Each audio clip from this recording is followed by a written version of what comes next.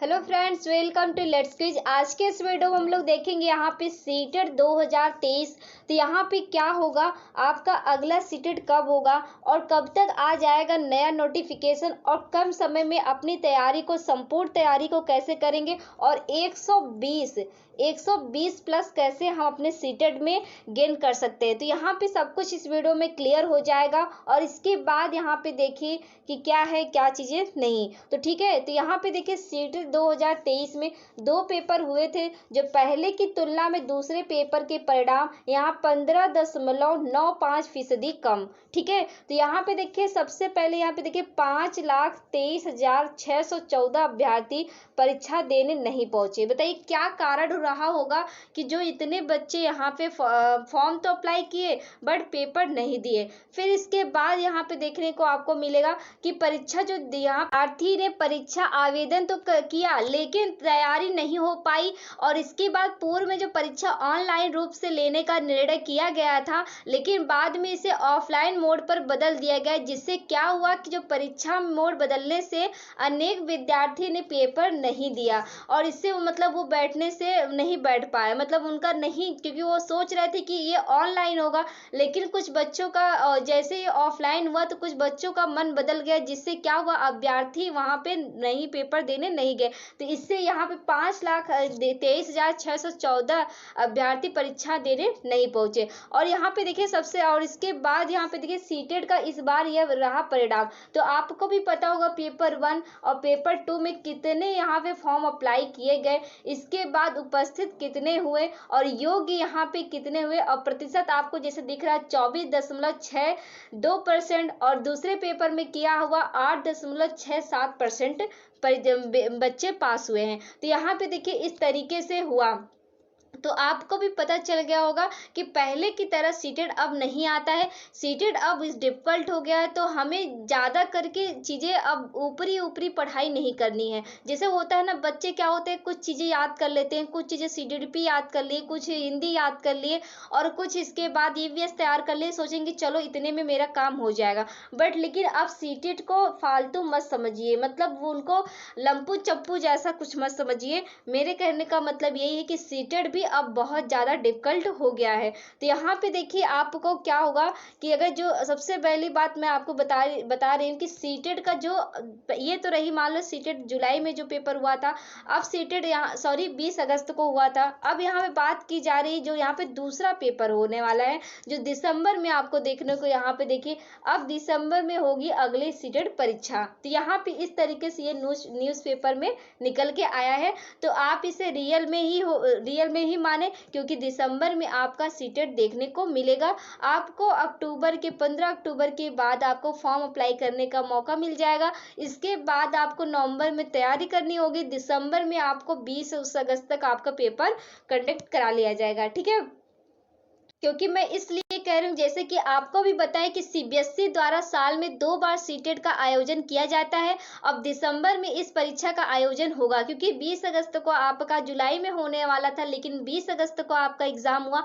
इसके बाद आपको अब दिखेगा ऑनलाइन आवेदन की प्रक्रिया शुरू, मतलब जल्दी ही होगा। 15 अक्टूबर को हो सकता है नोटिफिकेशन आपको मिल जाए, और दिसंबर में आपको सीटेट देखने को मिल जाएगा। तो ठीक है, तो ये न्यूज़ आपको यहाँ पे तक पहुँचानी थी, जो कि यहाँ पे बहुत इंपॉर्टेंट था, क्योंकि आपको यहाँ पे बीपीएससी शिक्षक भर्ती 2.0 में वहाँ पे सीटेट पेपर 2 चाहिए। और यहाँ पे देखिए आप जो भी सीटेट का जो इस बार रिजल्ट आया है, तो यहाँ पे देखिए सीटेट पेपर 2 का क्या रिजल्ट आया, 8.67%। बताइए 8.67%, मतलब जो बीपीएससी शिक्षक भर्ती में वहाँ पे इतनी सारी 31,000 कुछ वैकेंसी आ रही है, प्राथमिक 6 से लेके 8 में, उसमें चाहिए आपको सीटेट पेपर 2। तो यहाँ पे आपको देख लीजिए यहाँ पे बच्चों का क्या हाल है। यहाँ पे अगर आप दिसंबर में सीटेट पेपर 2 निकाल दे रहे हैं, तो आपको एक बार फिर बीएड वालों को मौका वहां पे मिल जाएगा। तो इस तरीके से यहाँ पे ये सारी बातें हम आपको बताएं यहाँ पे। और रही बात है कि आपको तैयारी कैसी करनी है कम टाइम में, क्योंकि आपके पास 1.5-2 महीने का टाइम रहेगा,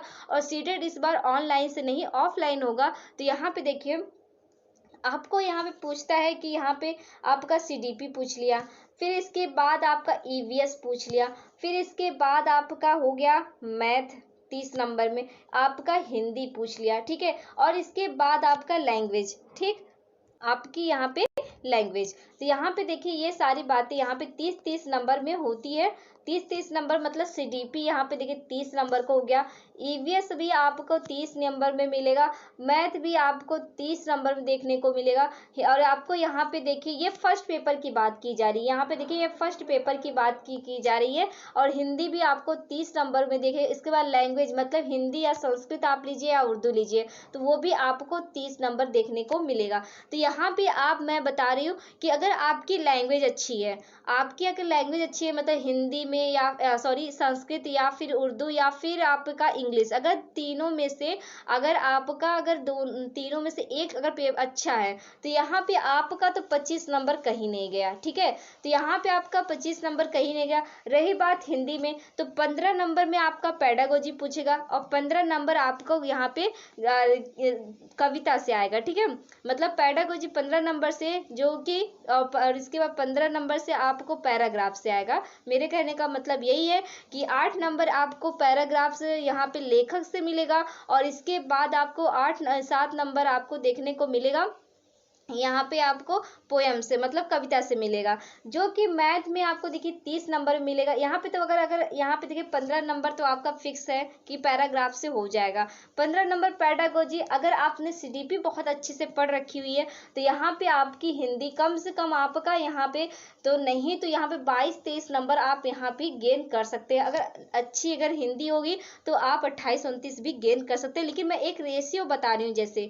और इसके बाद यहाँ पे देखिए मैथ में आपको क्या करना है। मैथ में आपको 15 नंबर की पेडागोजी मिलेगी, 15 नंबर की मैथ मिलेगी, जो कि बहुत ही इजी होता है। मैथ बहुत ही इजी होता है, आप लगा सकते हैं क्योंकि 1 to 5 का रहता है, तो आप अच्छे से कर सकते हैं। और फिर इसके बाद पेडागोजी रहेगी, वो मैथ का जो 15 नंबर का मैथ रहेगा वो मेरे चैनल से पेडागोजी करा दिया जाएगा। ठीक है, फिर रही बात ईवीएस आपकी 15 नंबर की एनसीईआरटी आएगी और 15 नंबर की आपकी आएगी यहाँ पे पेडागोजी, जो कि आपकी पेडागोजी बहुत ही इजी आती है। और एनसीईआरटी आपके मेरे चैनल से पूरा फुल मैं बता रही हूँ, उसकी जिम्मेदारी मैं लेती हूँ। आपको पूरा फुल आपको ईवीएस एनसीईआरटी 15 नंबर में से 15 नंबर मैं आपको दिलाऊंगी मेरे खुद के चैनल से, क्योंकि मैंने अगली बार मैंने बहुत ही मेहनत किया था।